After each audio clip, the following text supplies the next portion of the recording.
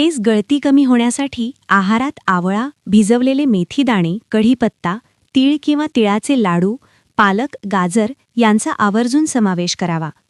साधारण 2 चमचे मेथीदाणे पाण्यात रात्रभर भिजवून दुसऱ्या दिवशी बारीक वाटून टाळूला लावा. अर्ध्या तासानंतर अंघोळ करा. याने शरीरातील उष्णता कमी होते व हे केसांच्या वाढीसाठी सुद्धा फार फायदेशीर ठरते. गुळवेल पावडर तुपाबरोबर खाल्ली तर शरीरातील वात कमी होतो. साखरेबरोबर खाल्ली तर पित्त कमी होते व मधासोबत खाल्ली तर कफदोष कमी होतो. याचमुळे गुळवेल हे एक अमृता समान आहे. कायम फिट राहायचे असेल तर दिवसाची सुरुवात चहा किंवा कॉफीने न करता ताजी फळे खा. फळांच्या जागी तुम्ही किसमिस, बदाम, ड्रायफ्रूट खाऊ शकता किंवा मोड आलेले कडधान्य देखील खाऊ शकता. अक्रोड आपल्या आरोग्यासाठी फारच फायदेशीर आहे.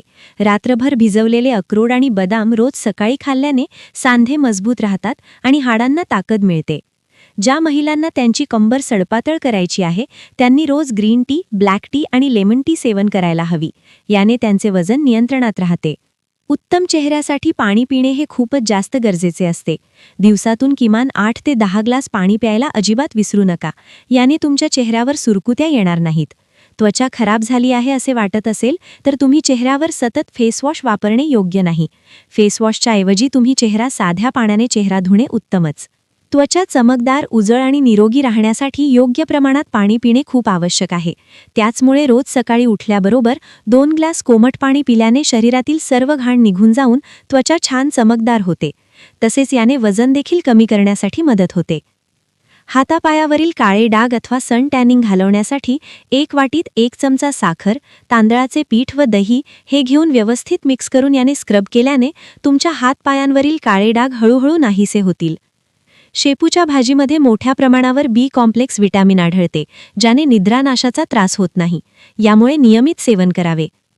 ओठ काळे पडले असतील तर लिंबाचा रस आणि मध एकत्र करून ओठांवर लावा. डाग निघून जातील.